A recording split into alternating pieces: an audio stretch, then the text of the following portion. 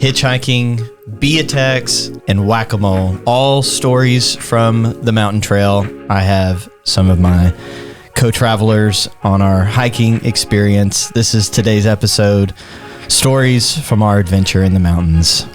I'm Jacob Sheriff. This is my podcast. Let's go.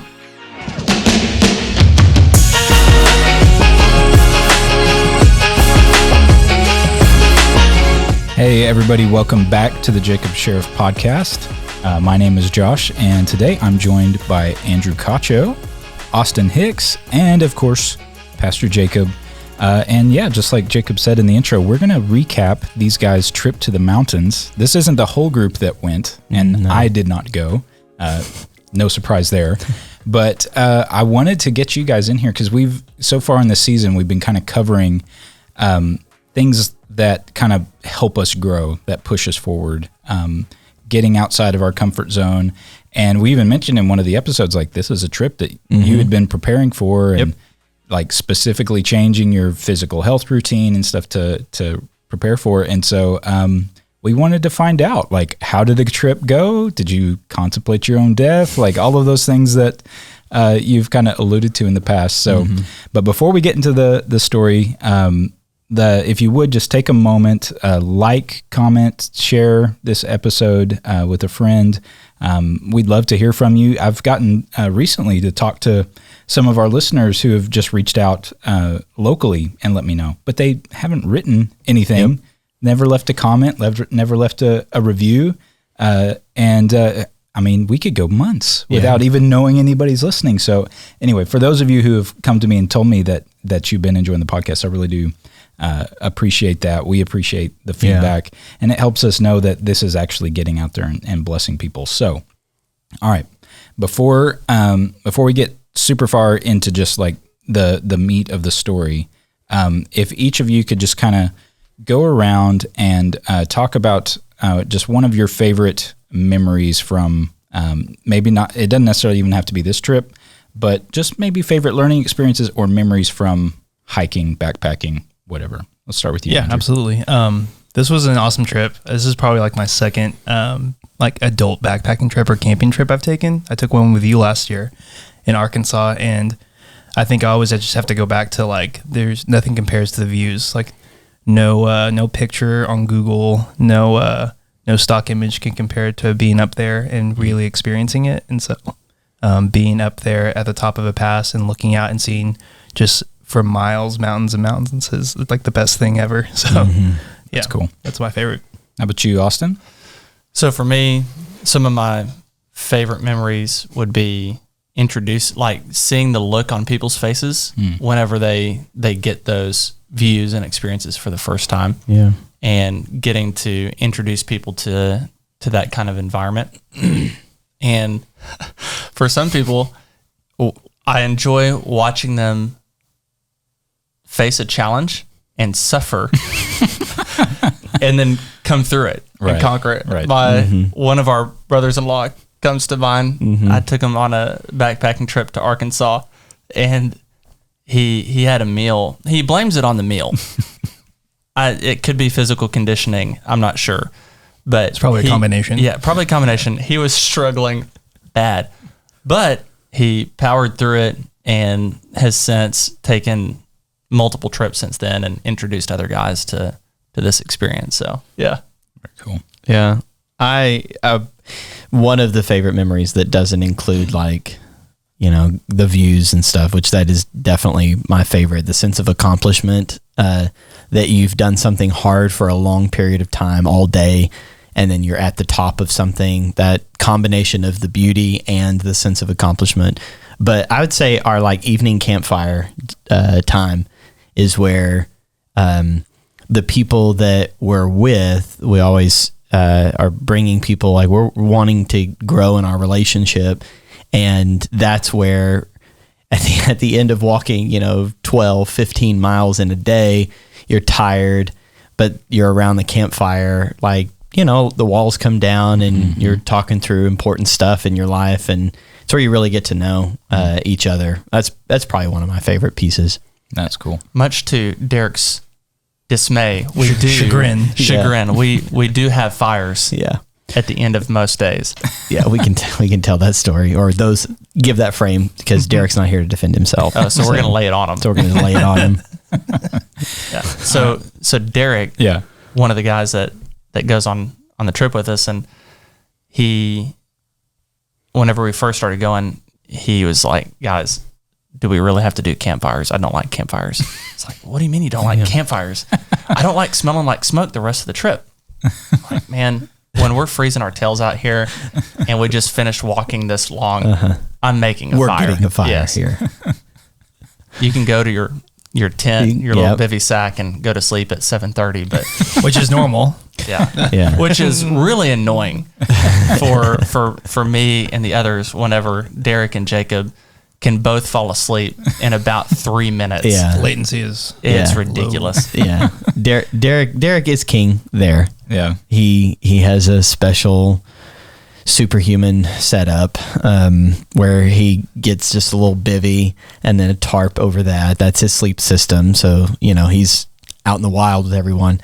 And he goes, it's dark, it's 7:30, and he's like, guys, I'm so tired. I'm going to go to bed. And he just slides in his thing, and like 2 minutes later, he's snoring. To be fair, mine's like 8 minutes. So Austin can't sleep. Hours. Yeah. Hours. Austin has a hard time sleeping, at least the first night. Yeah. Sometimes the second night, usually your third night's the best. By night 3, I can go to sleep relatively easily. Yeah. You just wiped out by that point. So. Right. Yep. Well, I got to go like briefly with you two one time, and I think I've shared some of that story before on the podcast, but I've shared that in different forms at different times. So if I haven't, you guys comment and let me know, and then I'll share it some other time. But I also cannot just like go to sleep fast in that environment. Like I'm too heightened to like everything that's different, the sounds, the smells, like everything. And it's just like, I got to calm my, like everything down. And I usually don't sleep very well in the woods like that. So I'm actually interested in getting into this and maybe eventually getting to the place where I can. But I think hiking 15 miles a day is probably a good start to get you to that place when you're tired enough to do it. And I definitely did not have the endurance at the time to make it 15 miles. Well, to add insult to injury, you're not only having a hard time sleeping, what we believe to be a bear comes into the camp and keeps you awake even more. Yeah, so whatever you were struggling with, add fear to it. The sound like those were heavy footsteps, but the best like emulation of it is just this sort of sound right here. That was amazing. I mean, Fantastic. Yeah. Good job. It sounded like it was right next to me. I don't know. Maybe it's just my brain playing tricks on me, but my heart rate spiked. Like I was laying down still and my heart rate spiked so high. I was like, oh my God. I can't remember. Were you awake enough to hear it? I'm sure I was awake. Yeah. Well, you Odds told are I me, was. so the next day you told me you heard it too. And so Okay. I felt like, There you go. I felt like I was somewhat vindicated and not just crazy. Yeah. Because I was in a hammock on that trip. Yeah. But I don't usually hammock camp, but I felt like this was worth trying. Yep. And so I was just hanging meat, Yep. like for Just hanging him. out But there. I slept right through it.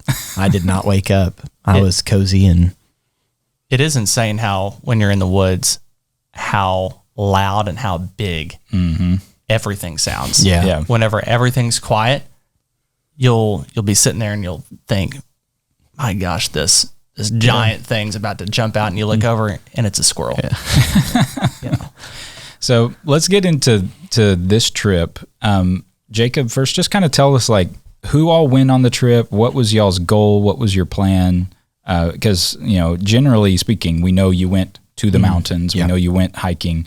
But what was it that you guys were after this time? yeah. So, I mean, this is 4 or 5 years in.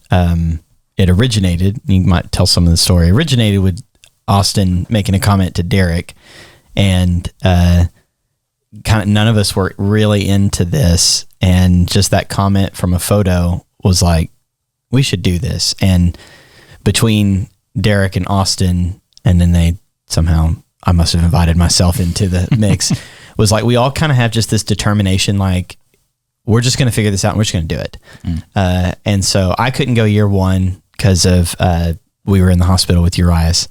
But since then we have this annual trip, and we always bring a +1, and it's just a way of us growing together, doing hard things, challenging ourselves.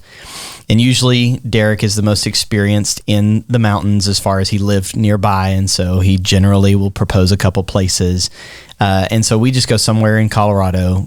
We tried one year. We thought about going to Utah, but to Zion National Park, but I can't remember what it was like we had to schedule your campsites and then pack in water, and it was just like we're up for doing hard things. That just sounds stupid. So we've just been doing in the mountains of Colorado, somewhere that we think will have really great views.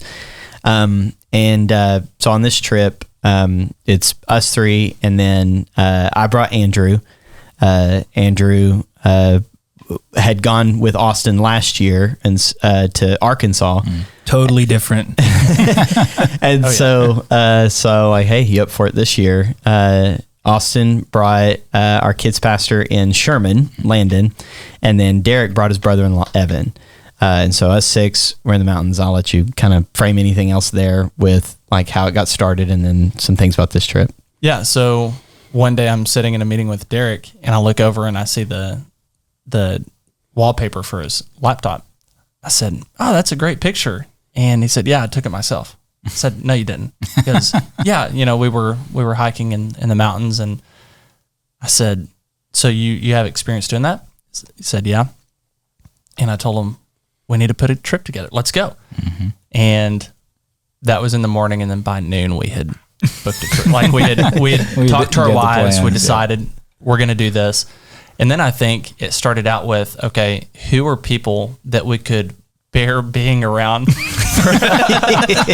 for a week? And so it was, Jacob, we're all kind of similarly wired in some areas. And so it started with Jacob. And then that year, a friend of mine, a brother-in-law of Jacob, he ended up going with us, and he has not had the desire to go back since. We haven't. I think he might be the only person whose spirits have been crushed on this trip. Everybody else seems to have I'd be okay doing it again. Yeah. I mean, there is another one that is. Yeah. Okay. Yeah. Who hasn't gone back on another trip. Yeah. And I'm pretty sure cursed my name at one point. Yeah. So that's kind of how it started. And then from there, the next year, we decided, hey, let's do this core group of people, and we can add +1s, because in those types of settings, you can only get so big on your group size because your camping areas, you're on mountains. Right. And so they're not always going to be big enough to handle more people. Right.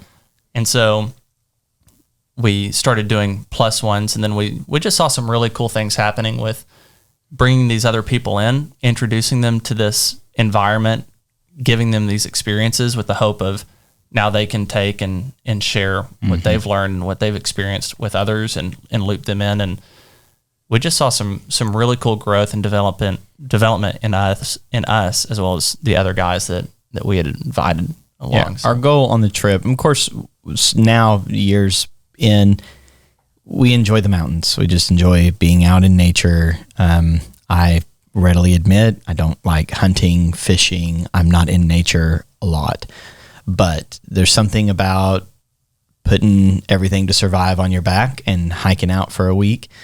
And so we love the mountains, and it is always a challenge and growth. But part of the purpose is just people we're developing relationship with.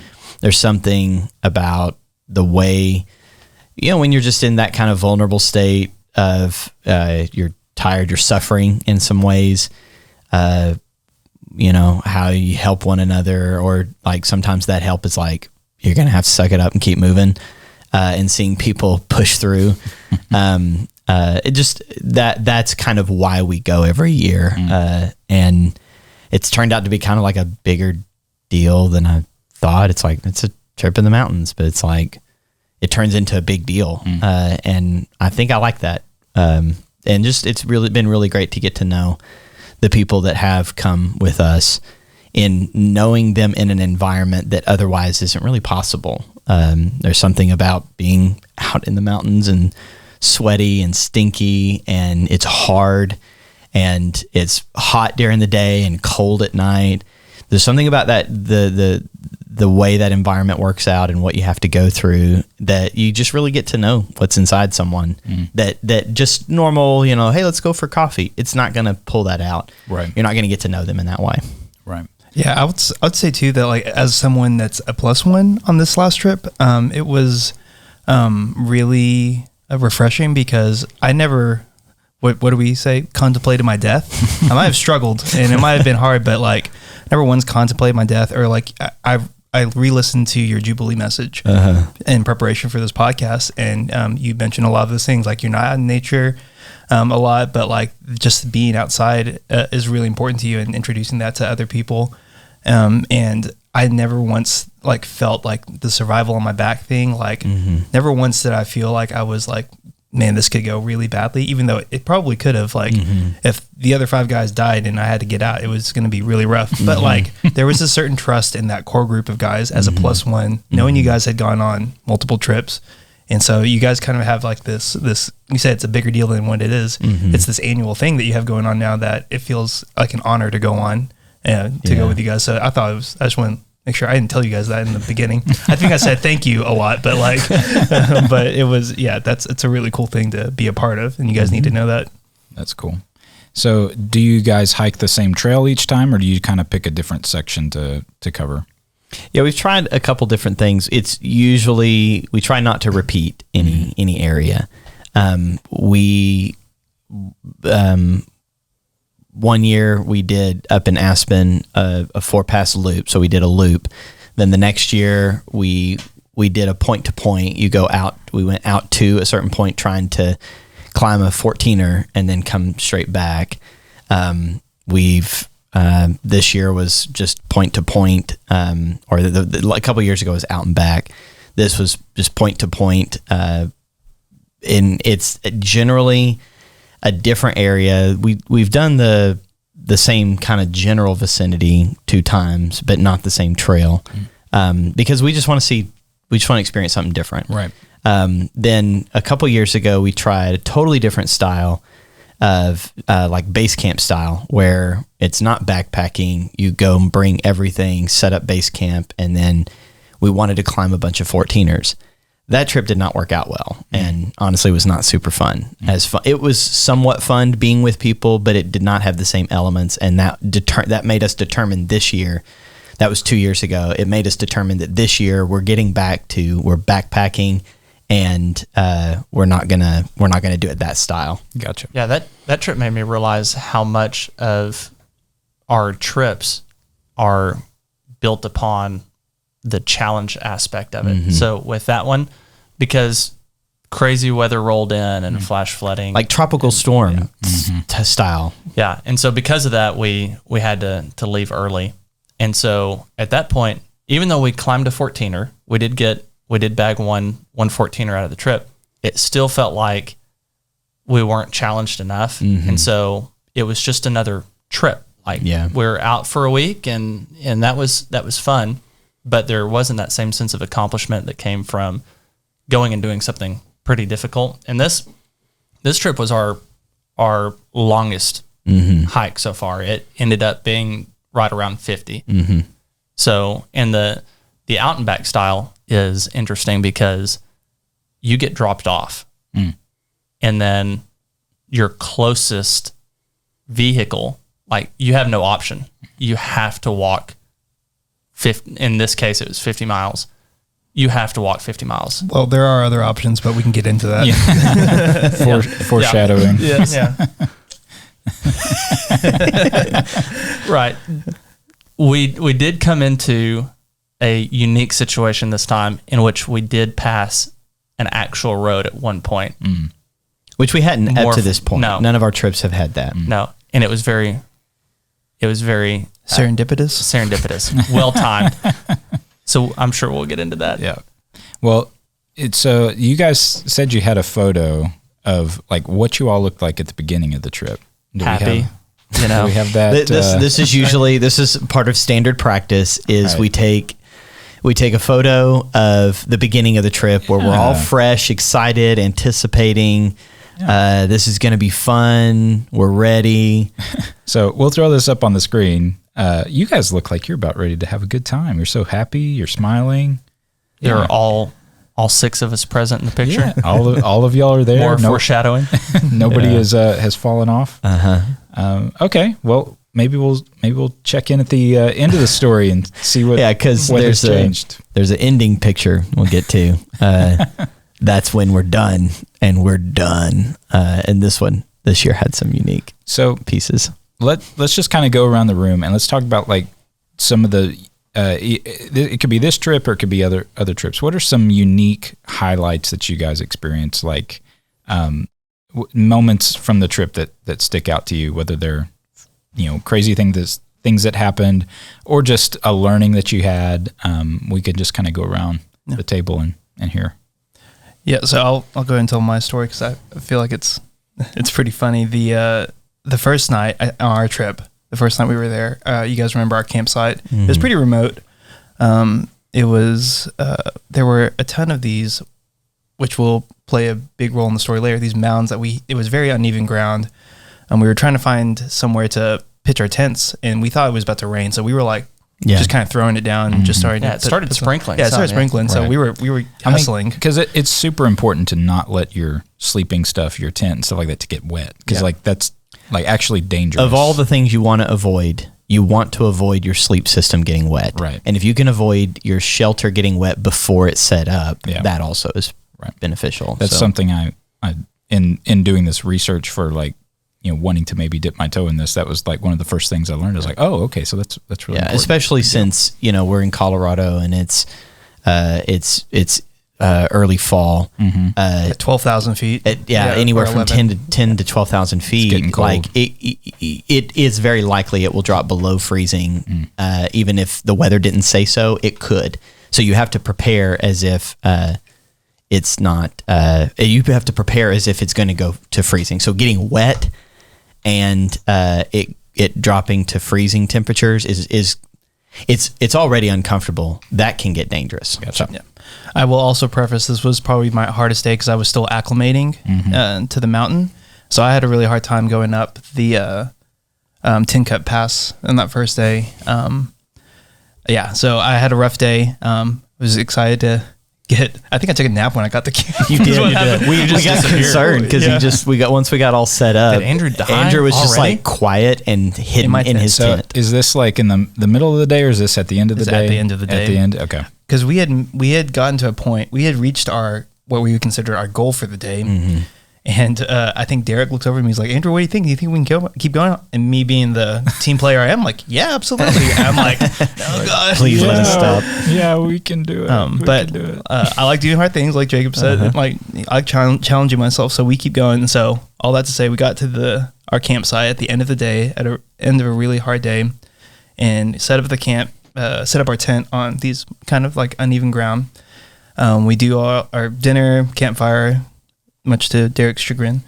And no, we didn't do. Did we do a campfire that night, or we just eat? I think we just ate. Yeah. Oh, so Derek got his way. That's because this was like it's not a high trafficked campsite. You could tell it at one point was a campsite, but everything was overgrown. It wasn't the normal flat area that a campsite would have, and because we kind of made the decision really quick, we couldn't vet and we couldn't go up further on the trail to see a more settled campsite, so we just picked it and said, let's go. Well, there wasn't a fire ring, lots of grass, and you don't want to set any of that on fire. Yeah. I mean, Smokey the Bear will come and kill you if you do that. This is also the night that we had, as we're sitting at campsite, we had elk come down.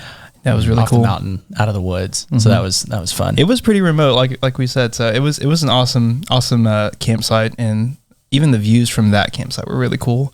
But as we get into sleepy time, after sleepy time tea. After sleepy time tea, yes, of course. That's an important ritual at night. Sleepy time tea. Sleepy time tea. I go to bed, and I think I actually fall asleep relatively well. Around, I don't even know what time it would have been, like 9 or 10 maybe. I wake up 2 hours later to something coming up, not beside my tent, from underneath And of course, I'm startled by this, and I'm waking up. No, really. Yeah, like something's crawling underneath your tent. And I have no idea what it is. Like, and so, and there's something a little eerie about being in the tent in the mountains. Yeah. If you're in the tent, if you're not in a bivvy like Derek is, if you're in a tent, you've shut the world out, Right. and so you can't see. You can see light if the moon is bright, but you can't see anything. So every sound gets heightened because you don't know what's out there. So Right. anything you sense, feel, hear, it automatically is elevated with your imagination. absolutely, especially coming out of sleep. And so, I'll say this year I'd upgraded to a 2-person tent. So, because I talked to my brother Austin here and said it's nice to have the extra space. And so, in my 2-person tent, I'm laying to one side because there is already like a very large mound of like tall grass in the middle. So I'm already having to like be off to the side. And I hear this thing come up right next to my head. Oh my gosh. Right and so I don't know what it is. So I just start slapping. And I start playing whack-a-mole in my tent. And the worst part is that it would go back down into the ground, but I could still hear it like maybe a few feet underneath, burrowing underneath my tent. And so I didn't go to sleep for another 2 hours after that. So I'm playing whack-a-mole. So what was this? Is it an actual We mole? You're actually, the like, whacking mounds a mole? were like gophers. It's like Oh, gopher okay. You mounds. gotta- And so I was like, you're oh, that's what being that attacked by a is. gopher. Yeah. Because I was nervous with these dirt mounds that these are ant piles, and Right, so before yeah. we started setting up tents, we're stepping on them and like, oh, it's harmless. Yeah. Apparently not. I was like, I woke up that morning. I was like, did anybody else have something underneath their tent? Like, no. I'm like, Oh man, that's I was crazy. like, Austin, did you hear me slap my tent? He's like, no. So that's my whack-a-mole story. Yeah, in I mean, you Colorado. played literal whack-a-mole. Yeah. in the mountains of Colorado. So That was fun. That's pretty epic. Yeah, pretty epic. How about you, Austin? I don't know You if still- I have anything from day one that's as good as whack-a-mole. Well, is there something maybe just from the trip as a whole that was kind of like a highlight for you? I'll share this. This was from a previous trip, but critters in campsite. So this was 2 or 3 years ago. I'm in my tent and I wake up and I hear this clicking sound, this consistent clicking. And my first thought is, there's a person in our camp. And what are they clicking? Like, I just have all of these like images going through my mind. Do they have a pin that they're just clicking? Why are they clicking a pin? Why are they running down the road at this consistent pace? So I have all these things going through my mind. And then it hits me, no, this is an animal. There's an animal in our camp. And I'm thinking, of course, you think it's a bear. Sure. So, Well, Because and it on is. this trip, this is in my Aspen, mind. right? Okay, so on this trip, we're usually in areas that don't have super strict regulations, but on this area, there was a very strict regulation. You had to have a bear box, like not a bear bag that you hang, Right. a bear container, canister. and so everybody has this canister, and the way the canisters work, you don't hang them or anything, you just let them out because they can't get in. So there's bear canisters with all of our food out in the campsite. Yeah, so I'm thinking, all right, there's a bear trying to get in our food, whatever. And so I carry a gun with me. So I grab my gun and my light, and I just kind of time jumping out of my tent, and then I'm going to shine my light and shoot this bear. So I'm psyching myself up. And this is also like middle of the night, so Right. you're not all there. You're not coherent. And you're armed. And you're armed. Yep. So I jump out of my tent, I shine the light, and it's a marmot, which for those who don't know what a marmot is, it's kind of like a beaver. Yeah, without the tail. So anyway, it's this marmot, and I showed compassion and mercy on the marmot, and I let it live. And also on all of the people in the camp, I didn't want to freak them out. So I didn't shoot it. I let it walk. And then the next morning we wake up and I'm still in my tent, and I start hearing one of the guys gripe about how all their stuff's torn up. And so we wake up, and that clicking was it chewing on our equipment. So like trekking poles from the sweat on the grips and stuff. It had started eating trekking poles. It ate someone's hat. I mean, it tore stuff up.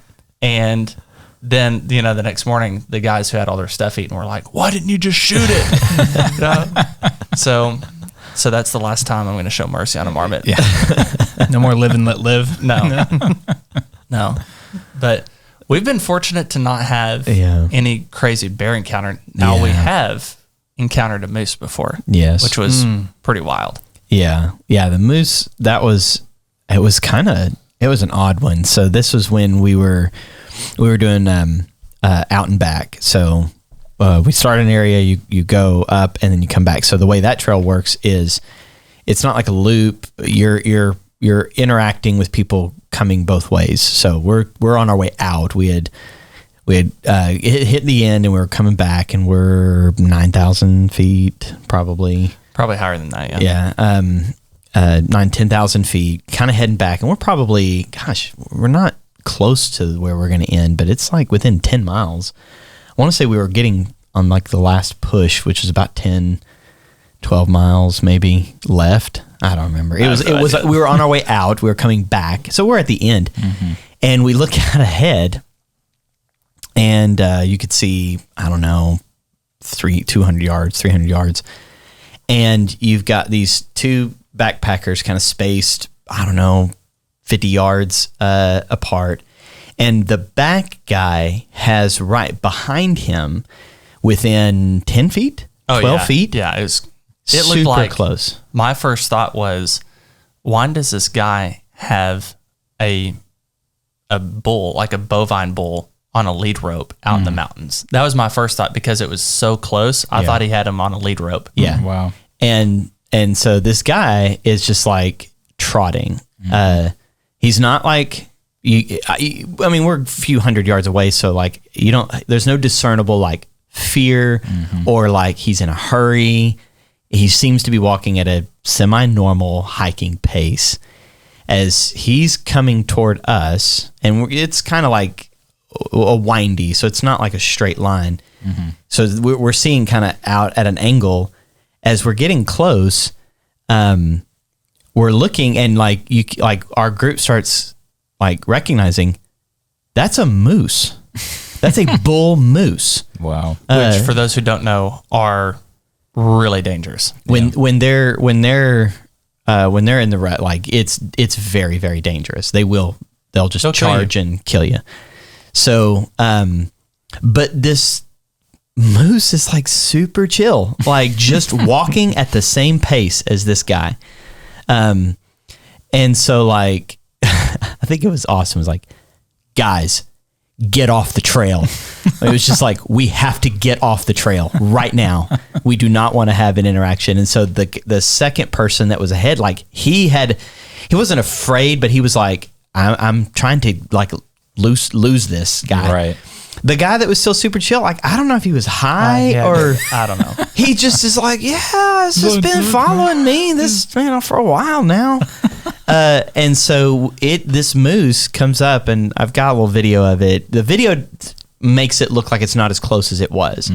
It probably gets within 20 yards. Yeah. 15, 20 yards of us. Wow. And then just stops, looks around, looks at us, and then turns around and goes back. And then so like we're like, so I think it was a Derek. Derek had like his firearm out and was ready, because again, like you have to assume this thing is dangerous and will kill you. So it turned around and starts walking back down the trail that we have to go to. Yeah, that we have to go down. So now we're walking for the next quarter mile in basically a vegetation tunnel. You can't really see very far on either side, and it's windy, and we don't know where this thing is. And so eventually, about a quarter mile from when we first saw it, we turn this corner, and you look over, and you can see, I first just saw its legs, but you can see it about maybe 5 yards off the trail, just sitting there in the brush, watching us as we walk by. Yeah. And so this thing is at least, I mean, the top of its head, 7 foot, 6.5, 7 foot. Sure. Tall. Big. Is tall. Big boy. Yeah. And so that was the closest to like animal wildlife danger we've had. That we've had. There is another guy that's gone on the trip before. That's the same trip. That was the same trip, yeah. Okay, so Kylie Goldsmith was Austin's +1 2 years in a row. Both years had near-death experiences. And like that sounds hyperbole. It's not. Yeah. The second year, this same year, the day before, when we were trying to ascend a 14er, and we had already gone 10, 11 miles, and we had to camp a little over 11,000 feet, 11,500 feet is where we set up camp.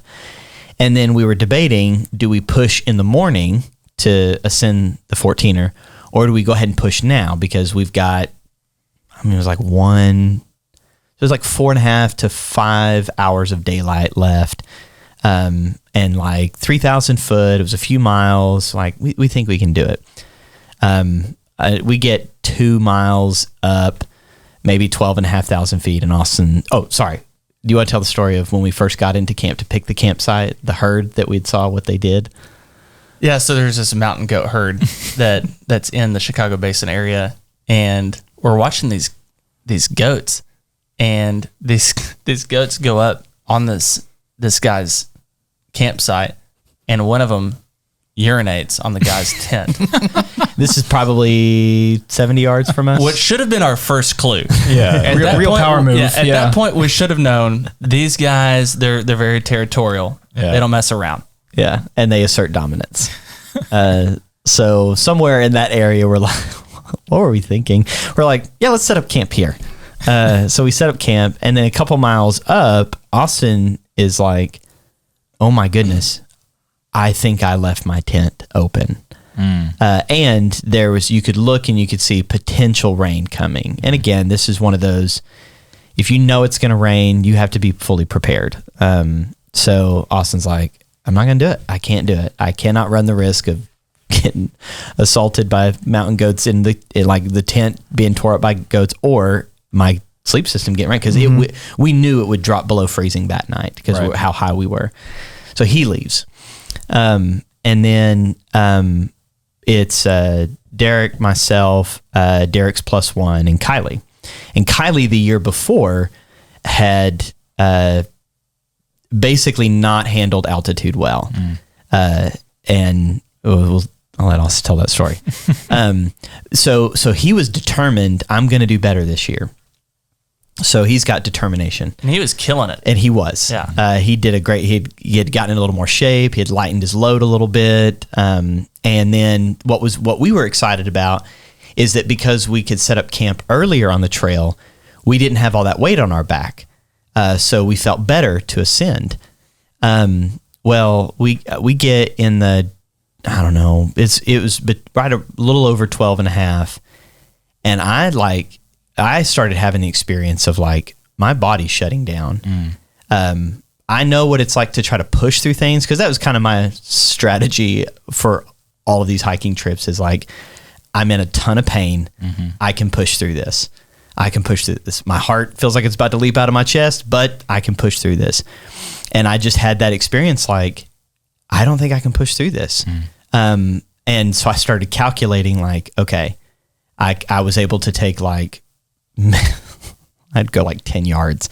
I'm like, I got to sit down. And I'd sit down. And so I started calculating like, okay, at this pace, how much, we got about 1,000 feet left. And so it was right at the 13,000 mark. I got about 1,000 feet left, about 1.5 miles. It's going to feel like stairs, but it would take me this long. Well, I didn't really realize what side of the mountain we were on. So the sun's going down on the other side. So it wasn't going to get dark at like in an hour and a half. It was going to get dark in like half an hour. Right. And within the condition I was feeling, I knew I could not descend in the dark. It would be dangerous if I descended in the dark. So at 13,000, I just like, I cannot push through this. And Derek, I don't know if it was empathy or he was done. He says he was done. I don't believe him, because that guy was in way more shape than I was. He's like, I'll call it quits with you. I'm done too. And so we quit. So Derek's +1, who's like 25, fit, and like not phased, by Right. the elevator. He's just like, he's already just boom, gone. And to all of our surprise, Kylie was too. Like he was pushing through, and he was slowing down, but he didn't show any sign of like he's quitting. So like it was like, all right, peace out, man. Well, it's late when the two of them come back to camp, and Kylie proceeds to tell us the story that while he was within like 150, 200 yards of the peak, the Derek's +1 had already left him and was going, and so he had taken it slow. Well, he came upon a herd of mountain goats. Oh no!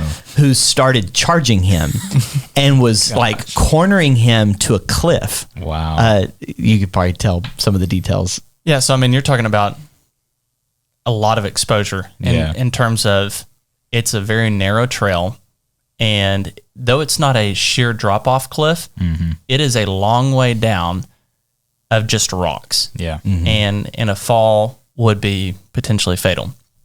And so he noticed these two goats kept following him, and at one point charge him. And so he starts yelling and like waving his arms, and so they back off a bit, and he thinks, there's kind of this little cliff area off the trail that I think I could go lay down next to and get out of sight, and they'll leave me alone. So he goes and he lays down next to this little short cliff. And as he's laying down, one of the goats comes over and peers over the cliff and just stares at him. Oh my gosh. Yeah. Yeah. And then after it sees Kylie, it backs up and then walks between Kylie and the summit, and just stands in the middle of the trail. Wow. As like a come at me. Yeah. Oh my god. I dare you. You need to make sure to put a photo up of these like these aren't like billy goats that you see in people in petting like zoo? farms, like Yeah. a petting Yeah. zoo. Right. These are mountain goats. They're solid. They're they're not Built different. they're built different. Yeah. And so Kylie decides to just, turn around, head back. And as Kylie and Derek's +1 are rehashing this story, Kylie tells him, like, did you not hear me yelling your name?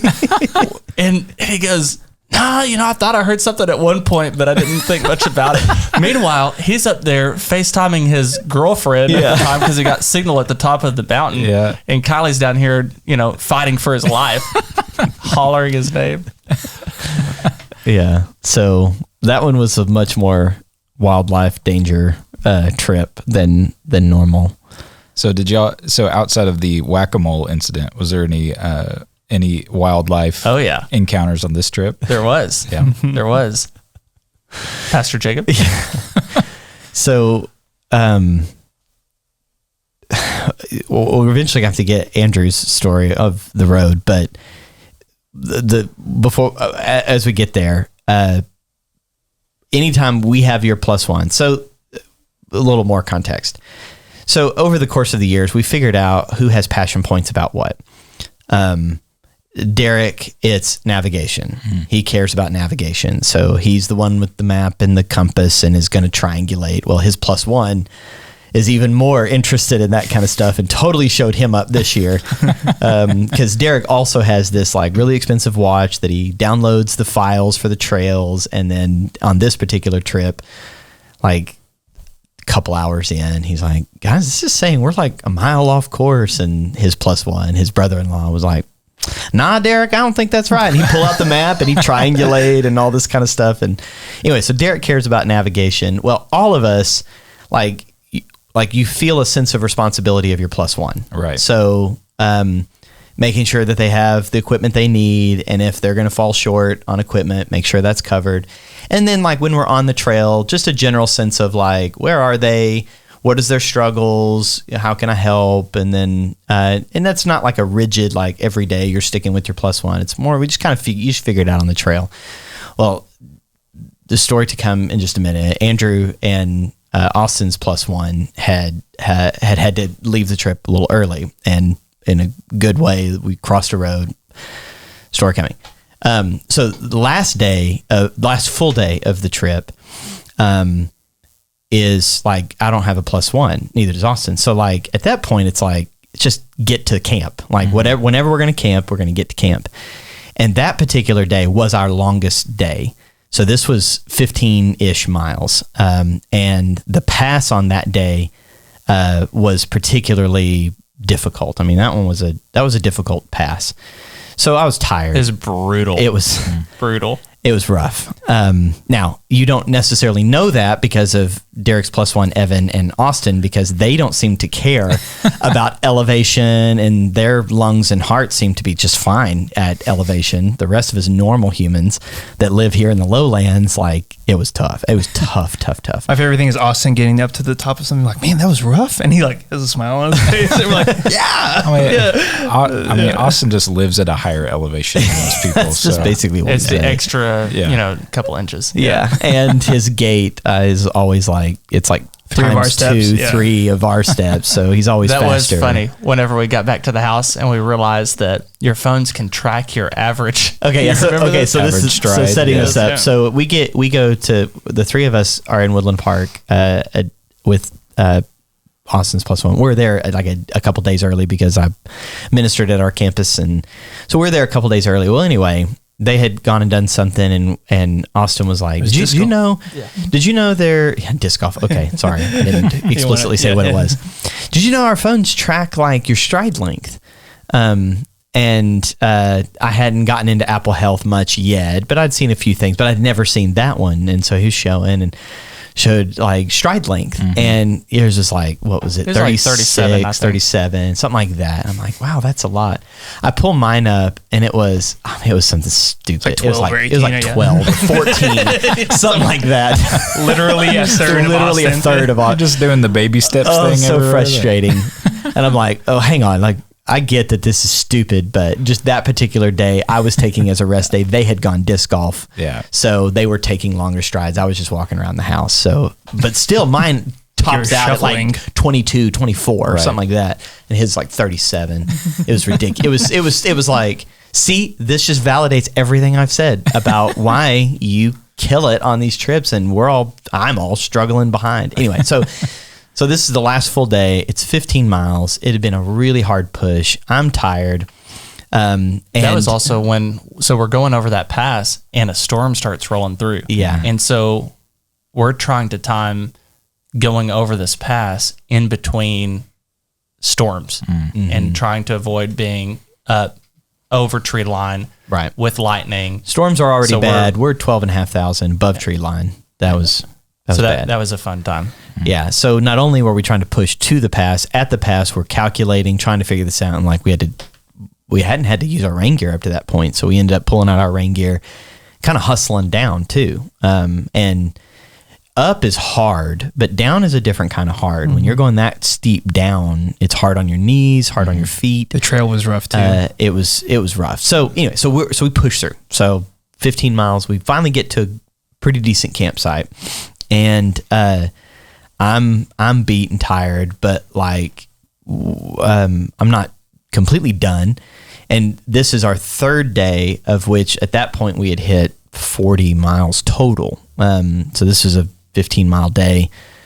So it was tough. Anyway, so get tent set up. Sometime during getting our shelter set up, I'm just telling Derek, it's like a buzz in the air. You just hear this hum. And that's not like a metaphor for like some sort of spiritual activity. Yeah, no, it's literally you just hear that. Like, there must be a beehive or something like that, which, I mean, it's over like 10,000 feet. It's like, that's not common. So I'm like, maybe I'm just hearing stuff. So they go get water or getting water or something like that. And I'm like, you know what? I'm going to take one for the team this time, because usually only 1 or 2 people have enough energy at camp to go get firewood. And I'm like, I'll do it this time. I hadn't done it up to this point. That's very thoughtful of you. Yeah. So I'm like, I'll benefit the team on this one. So I just go outside the camp a little bit. And I start picking up just the easy stuff on the ground. And I don't necessarily hear that I'm hearing that buzz any louder, but all of a sudden I'm picking up, and like 6-7 bees Wow. come out of the ground and start.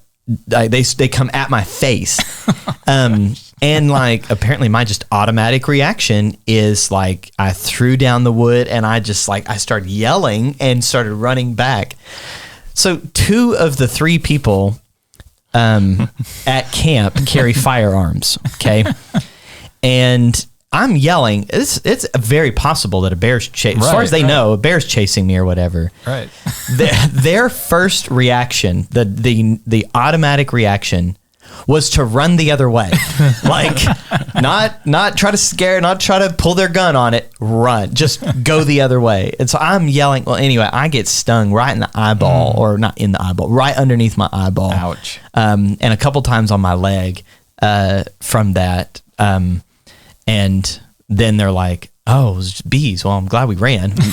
Well, I was filtering water at the time, so I'm sitting down, and I hear Jacob start yelling, and I look up and I see him, running and all of that, and I just sat there. Like, if it was something, I don't know. I mean, if it was imminent danger, it probably would have just taken me. Yeah, Like, well, That's I interesting. just got water to filter here. yeah. But like none of their automatic reactions was to pull out their firearm. Right. None of it. Anyway, so I got hit by bees. I still got a little mark underneath my eye, but it was And so thank gosh I was prepared. I had sting relief. I didn't even know I had sting relief in my first aid kit, but I was so nervous that it was going to swell up, and it hurt. It felt like I got punched in the eye that night. It made for not as enjoyable final night around the campfire. Which better that it was you than Landon, because Landon is really allergic to bees. And so Landon was my +1.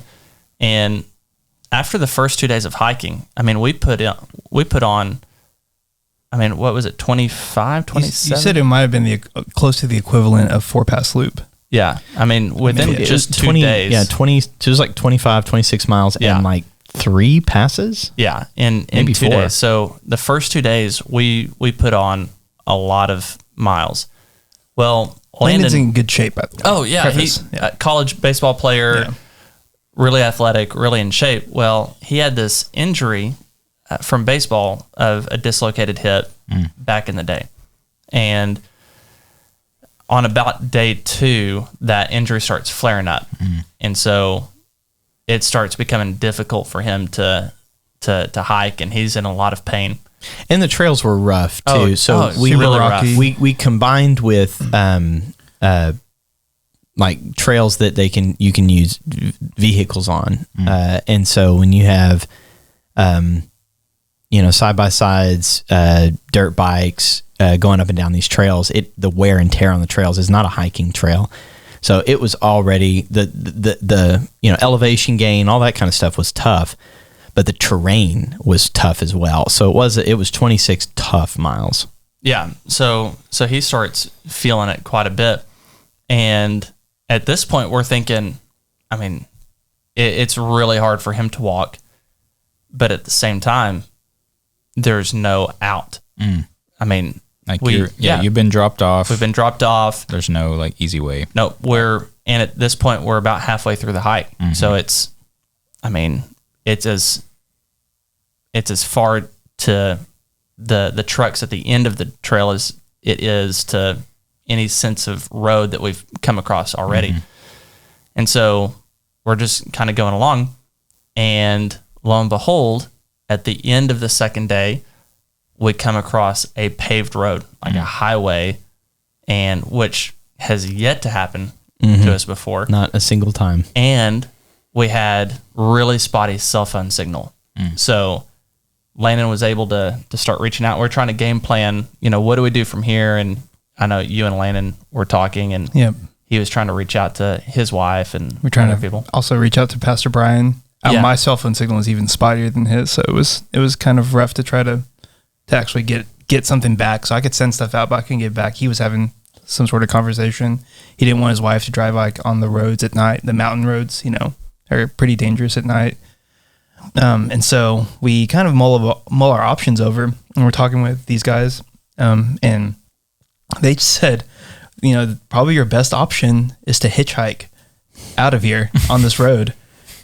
And Landy and I, without like even thinking twice, we're like, yeah, I guess so. like at that point, what do you do? Anything, just get me out of here. Kind of like, I mean, if you're in that place where it's like you're hurt and you can't, it's not realistic to keep going on. Like, yeah, I guess all options are on the table. Yeah, and so we were not too far away as far as like drive. If we were able to find a car to a ride to hitchhike with from the trucks, the ending trail. It was probably like a 15-20 minute drive. It was definitely up, and so there's that there's that portion. So we weren't walking it either way, and so I think we decided that night, we're just gonna hitchhike. We're not gonna call Pastor Brian 2 hours out to have him come pick us up. And so we decided that night, or I decided, because I was already feeling pretty bad. Like in the morning, I said I probably could have kept going, but like there's no way we let Landon hitchhike alone. Yeah, no way. That's like the stuff that true crime podcasts. It'd be a different podcast if we let him. Yeah. You're right. Yeah. So true crime, the follow up to the Jacob Sheriff podcast. Yeah. So we decided that, so we split paths with the other 4 guys that morning. And so to frame that even is like, they don't have cell signal. We barely have any cell signal.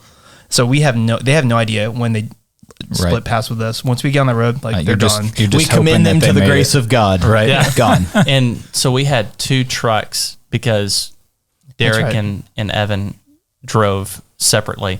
And so since we had 2 trucks, we gave Andrew and Landon the keys to one of the trucks. And so our thought was, I guess we're going to find out whether or not they made it by when we show up at the end.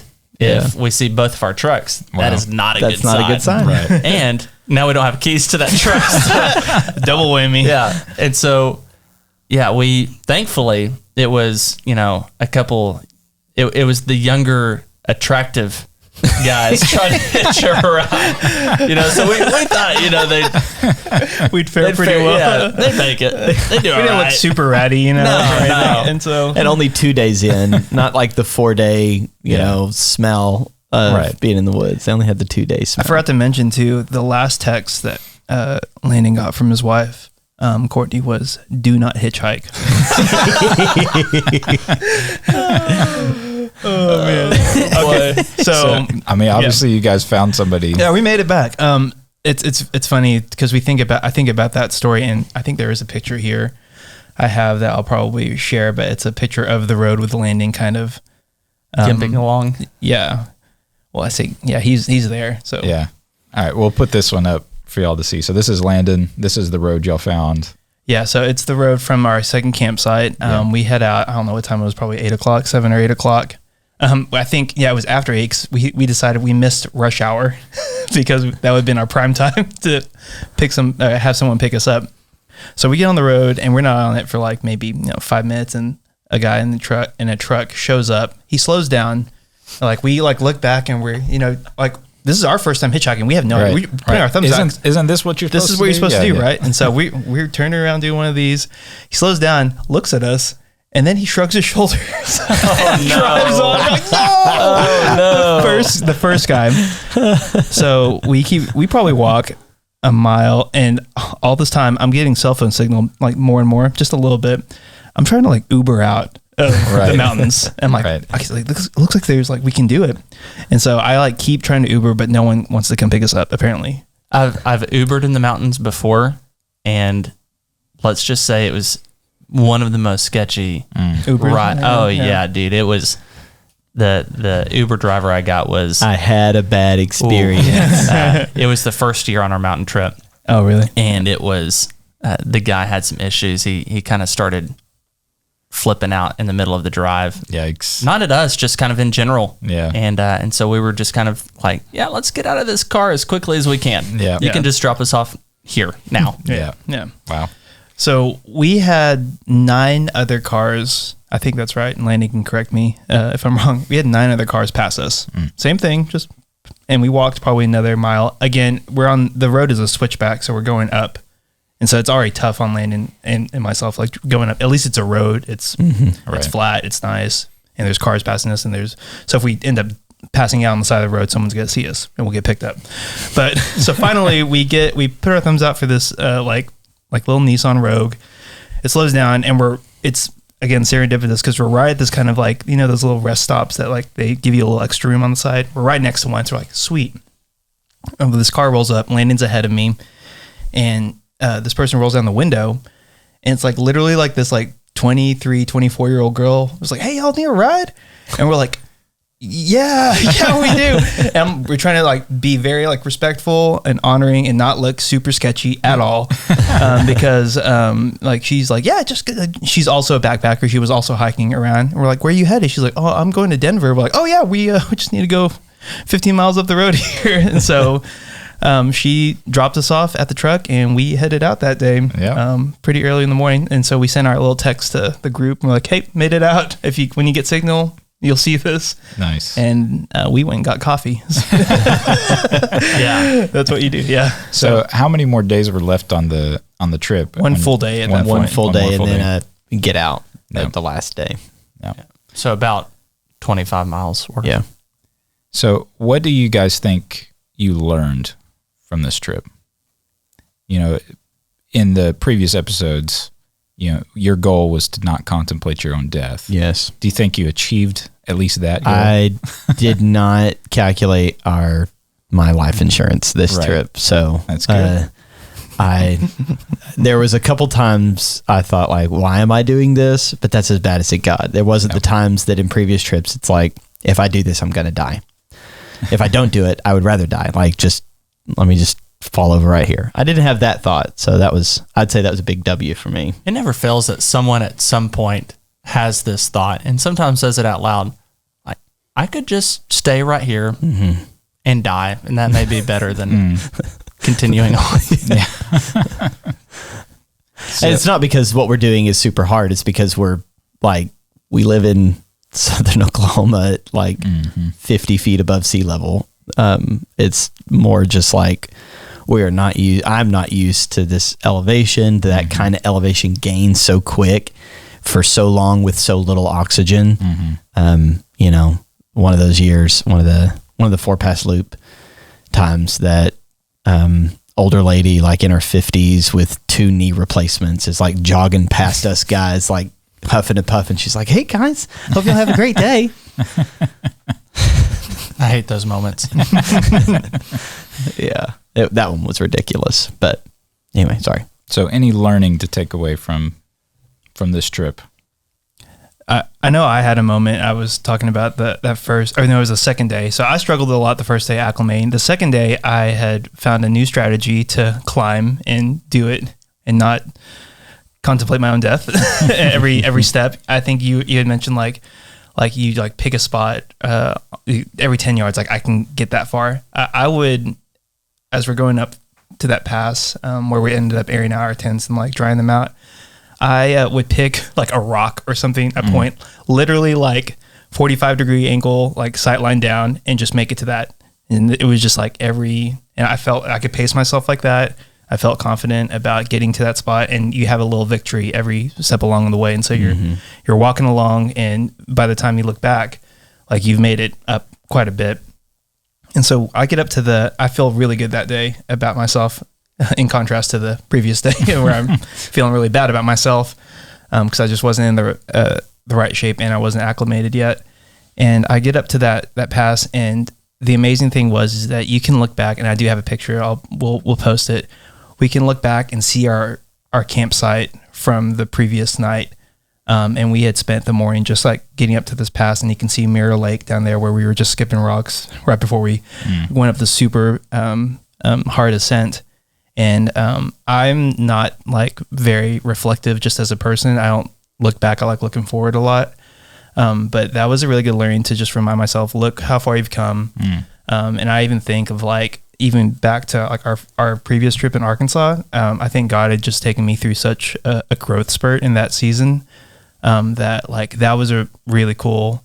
I didn't cry or anything, but it was a really awesome moment to be able to look back at where we had come from, where I'd come from, and seen and notice the progression and the change in myself, because when you're in it every day, you don't see it. Yeah. And luckily I have people around me in my life to, like my wife and other people, to say, hey, like, look where you were, like you're doing really good. And so that was a really cool moment for me. That's awesome. Have you noticed this recurrence of Andrew being the one who says, hey, I have a picture for this? Yeah. One of the takeaways is bring a photographer. Yeah. Bring somebody to document it. Yeah. Not only a photographer with the latest iPhone. Yeah. Yes. With the It's best. important. Yeah. Significant difference between the pictures Andrew took and the pictures everyone else took. Yeah. I mean, one guy, he's a regenerative farmer, organic farmer, and he has a flip phone, so he didn't take any pictures.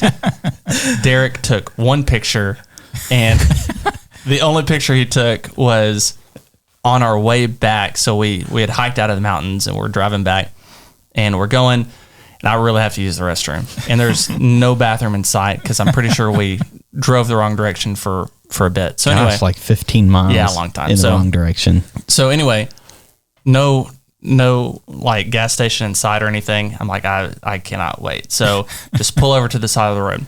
So I hop out and I run over there real quick. And as I'm going to the bathroom, I look over and I see this sign right beside me that says, no trespassing. Property is under video surveillance. And I'm like, perfect. Meanwhile, Derek is hanging out of the truck, taking the only picture that he took the entire trip. Of you relieving yourself Yes. next to a sign that says no trespassing. You were being videoed. Yeah. So that happened. So for me, some of the takeaways would be there was this one mountain that we walked by that, you know, we have the map pulled out and it has the elevation of each mountain. And so this one mountain was 13,900 feet. And in Colorado, they make a big deal out of 14ers. So any mountain that's 14,000 feet or more gets a name. And some 13,000, some shorter mountains get names too, but all 14ers get this name and they get on this list, and it's a big thing for people to go and climb all the 14ers. And this mountain that was, I mean, it may have been over 13.9, but I mean, it was for sure less than 100 feet away from being a 14er, and it didn't have a name, like no recognition, and it didn't make any like if it was just 100 feet taller, it would be honored so much more. Right. And so one of the takeaways for me on the trip is reflecting on the people, the things in my life that are underappreciated. That, I mean, that mountain's like what becomes so much more special about that mountain with 100 more feet, Or difficult to climb. difficult, yeah, with 100 more feet. Yet that 100 feet kept it from getting on the list, having the recognition. And so just kind of reflecting on whether it's team members, whether it's pieces in our family, certain people, just the things that maybe are flying just under the radar for whatever reason and are underappreciated. So that was one of the things I reflected on. Another thing was apparently everyone who went on this trip besides me they read this book the past year. And so they started this new eating rhythm in which, and y'all feel free to explain it, but this whole, like eat a larger breakfast and a smaller dinner, which, they explained it because, I mean, you're walking for hours a day, so there's plenty of time to explain these things. So they explained it, and it makes sense and stuff. And so anyway, we get back, we get off the mountain. And so that night, we eat lunch on our way back, but that night we're eating like our first dinner, like real food, not dehydrated stuff. So I'm pretty excited about that. But little did I know that all these guys are very committed to this new eating rhythm. And so we're like, hey, let's go to Walmart. Let's grab some dinner. I'm pumped about it. Okay, so we go to Walmart, and they're like, so what do you want to grab? And so they start picking up these little cheeses and these little crackers and these little meat trays and a few vegetables. Yeah. And so we get back to the house and they start, basically building, what's the thing called? The charcuterie. Yes, that Charcuterie thing. board. Yeah. And they're all cutting up the little peppers and like rolling up the little meats and all this stuff. Real bougie, yeah. Oh, yeah. I literally took a picture of it and I sent it to my wife and I said, I need you to take my man card when I come back home because this is what I'm eating for dinner. And so, so I had probably 6 or 8 helpings of our little meat and cheese tray. To be fair, the first night when you guys got back, we had pizza. Oh, that's right. Okay, so this was second night back. That was because I wasn't there anymore. Okay. I headed home at that point. Yeah. Okay, thank you. So second night back. Yeah. So you only have to give away half your main card. There you go. Yeah. So that happened, and then I thought, why not try it? Why not try eating a little like a bigger lunch and taking it easy on the dinners? And another thing about me is that I kind of have this midnight snack routine of 2 PB&Js with a large glass of milk. Really showing all your cards here, yeah. I know, every night right before bed. So I would do that, and I thought, if I could cut that out, maybe eat a little lighter. Let's just experiment, see how it goes. So anyway, that's another like a practical takeaway I had. I think Pastor Jacob talks about throwing off strongholds in his Jubilee message. Throwing off the strongholds of the PB&Js at night. Yeah. Eat a larger lunch, smaller dinner. You guys and your little. Hey, it's work. Oh yeah, sure, it's great. It's part of a different system. Yeah, a bigger system. Yeah. Well, that was one of my very pragmatic takeaway is I'm not doing another one of these trips without my jet boil because I don't know if it was day 1. I think it was day 1. We get over a pass, and Derek and I went ahead and decided we're going to do our big meal at lunch, which is the dehydrated meal, boil the water, eat it, have your heavier meal at lunch. And so, lunch is normally, it's supposed to be like a trail lunch. So you get out and you just have a few, it's like a lot of snacks, as many snacks as you can pile in for, 15, 20 minutes. And it's typically quick. Yeah. And like, Yes. do it and get on. Mm-hmm. So we're like, we're going to try it. And so we get over this pass, and we get on the backside of it, but we're still pretty much above tree line. I mean, it's about 12,000 feet. And we plop down and we're going to boil water. Well, what I had done is, to save weight and space, I have my normal setup, which is a little stove on top of a fuel canister. This is my first meal. So pop it up, I'm lining it, but I also had purchased a very tiny, lightweight, aluminum wind guard because it's pretty windy. So I put the wind guard around it and I'm starting to boil the water. We're going on and Derek has jet boil, and jet boils will boil the water in like 20 seconds. And this is just 12,000 feet. It's more like 90. Yeah, okay. But just It feels like 20. it feels like for compared to the rest fact of us. checkers out there. yeah. Okay. Sorry. This is not sponsored by JetBoil. But at that kind of altitude, you could spend 2-3 minutes Which trying to boil water. is typically what happens to Yeah. me. And Derek's just running laps around me. Yeah. So, anyway, so I get it going and I'm just kind of preparing. And then I realized, because it's right over the pass, the grass inside the wind guard was on fire. And with like that fast, I'm thinking, I'm going to set this mountain on fire. And like, there's no tree. So like, if the wind catches it, and if that fire gets just big enough, there's no stopping it. Right. And so my automatic reaction was to knock over the wind guard, remove the wind guard, and stomp it out. Well, I grab the wind guard and throw it. I dump the water on it anyway. And at first I was trying to play it cool. Like, I can do this without being seen. I've just done it quick enough. And then I'm like, there's no getting out of this. Like, it's obvious I'm screwing this up. So I make a big scene. And then I realize I had, grabbed when I grabbed the aluminum, I didn't realize how hot it was. My fingers were burning as I'm like setting this. Okay, Derek's gonna have to boil my water too. So here's a jet, and I had burned my fingerprints off. Ouch.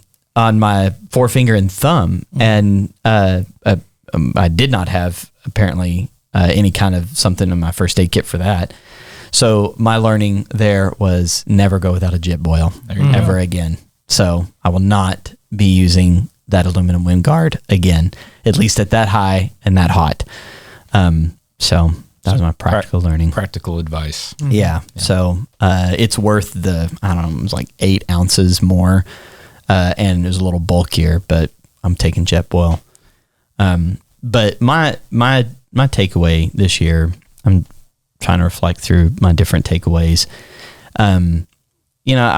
There's numerous times where, many times you just have to just keep moving. And so having the wisdom to know in life when it's okay to, like, other people are going a lot faster than you, but you and the people you're with, like, it's not bad to just stop and rest long enough to have enough in you to keep moving. Other times, the strategy is keep moving slowly. Just don't stop. It's important to just keep taking the next step. Don't stop. And then there's times where it's like, you've got to push through. There's no other option. You're just going to have to push through the pain. And it's not like any one of those strategies can be universally applied to every situation.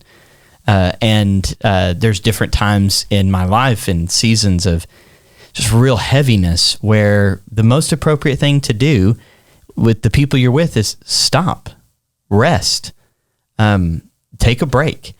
And then the kind of heaviness in seasons and moments that, like, just don't stop, but don't push too hard. Just take it slow. Keep moving. And then other times of, like, sorry, this is a moment where you're just going to have to persevere and you're just going to have to push through. And starting to learn that in my body, learn it with the people I'm with and what they're going through. And then sometimes it's like, that pass is not getting any shorter. You're just going to have to get over it. There's no other option. Yeah. And learning when the right time for each of those moments in my life is, just a heightened awareness to my normal strategy of just push through is not always appropriate. Right. It's not always the most relevant and helpful strategy for this moment in this season. And I like my fingerprints being back. Yeah. That's the other piece of that. Well, wisdom from the mountains. I think, there's so much to be learned from stories like this, trips like this.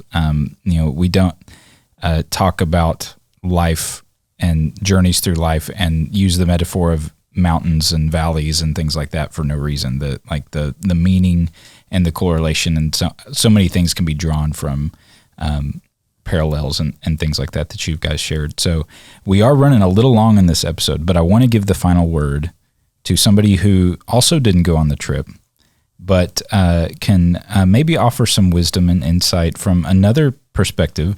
So Hannah, if you would come just briefly, because we don't have a lot of time, I'm going to let her, Austin's going to step out, let you kind of hop in there and just share your experience from home. What was the mountaintop challenge that you had to endure while these guys were out burning their fingers and fighting moles and bees, yeah. Or gophers or whatever they were? Yeah, all of them. I think that I'm always excited to hear the fun adventures that happen, but I also have a fun adventure while y'all are all gone.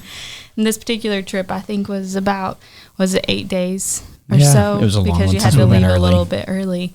And so I kind of just braced myself to just not hear anything, I'm prayed up, if you will. And Right. You don't like hearing these stories of impending peril and mountain goats attacking and Not Only really. when we're back and safe do we tell those stories. Yeah. And so I kind of just I prepped myself for, okay, may not hear from them for 8 days. I load up on everything. So that I can be as prepared as possible. So there's a preparation that goes into preparing the house for this kind of trip. But this particular time, and we've talked about this in another episode, Austin and Abby, they lived with us for a little while. Abby comes and joins me at my house. So we had version 2.0 of living together for 8 days, all by choice, Yeah. So it was a wild ride, just because there's a lot of kids and lots of schedule commitments and those sorts of things. I certainly enjoyed having Abby's cooking back in my house. So for that, I was super grateful.